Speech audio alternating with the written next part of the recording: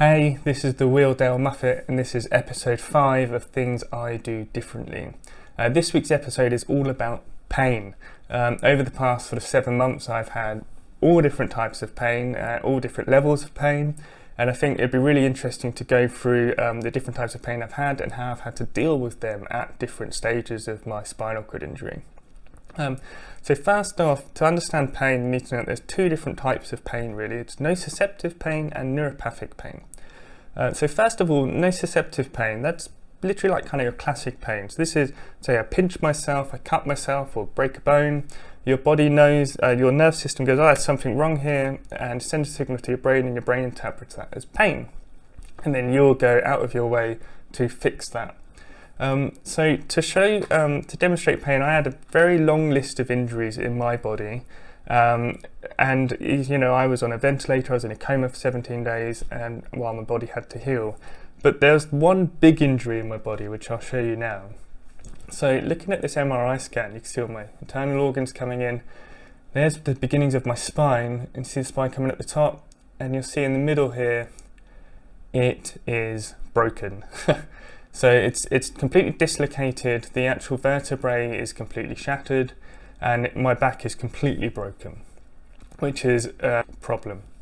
So to fix that, they had to do some quite significant surgery. So they put pins in the 2 vertebrae above and the 2 vertebrae below, 2 braces, and fixed my back that way. So now I have a bit of a bionic man with my titanium.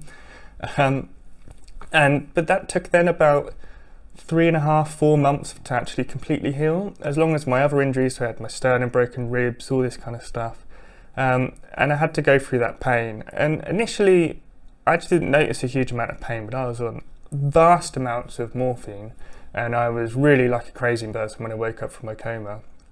Then over time it got better and better, and towards the end we were just on like paracetamol. And then eventually you just stop because you're not in pain anymore, which is great. And I've pretty much healed from all of those injuries now that happened in the time of my accident. So that's kind of the nociceptive pain that I've been through over the last 6 months. But the big one that I'm dealing with now is neuropathic pain. I don't know many people with a spinal cord injury who do not deal with neuropathic pain. It's a very, very, very common, especially in newly injured people. And basically, neuropathic pain is you've got the brain and then the spinal cord and all the nerves that go out to your body. And if at any point along that nervous system there's like damages to the nerves and there's interruptions to the signals, your brain goes, oh, send the signal, oh, there's a problem, send it back, and interprets that as pain. So to really demonstrate this, I'm going to show you another MRI scan. So this time you can see my spinal cord coming down the back of my spine here. This is a side-on image.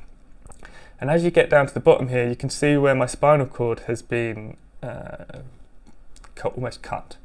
So it's been completely like switched across where the bone's been broken and where we saw the broken back earlier. So that's where my spinal cord image is damaged.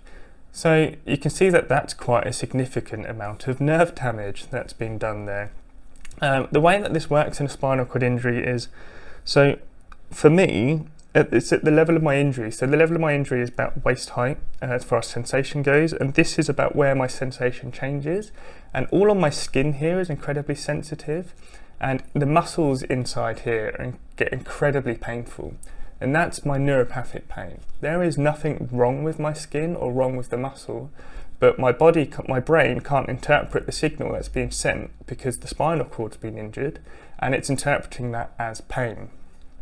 Now the problem here is it's actually very hard to treat that kind of pain. It's certainly a type of pain that's worse at the beginning of your injury because the nerves will start to regenerate, and as the nerves regenerate, that creates a vast amount more pain. So after about 1 or 2 years, often spinal cord injuries see a lot less nerve pain. But for those first 2 years especially, it's very, very hard to treat that. And there's 2 main medications that people will take. It's pregabalin and gabapentin, which are actually anti-anxiety medications, but do work at blocking nerve pain signals. I was on pregabalin and I've just switched over to gabapentin, which is why I've been having such a rough few weeks where one's coming down and one's going up. But now I'm sort of going on gabapentin, hopefully out the other side. The thing is, these medications take a long time to build up. You have them 2 or 3 times a day. They take can take a few weeks to build up in your system, and they're like long-term medications. So you don't go, oh, I'm in pain, take some gabapentin. That's not how it works. There is nothing really that works for instant pain relief when it comes to nerve pain.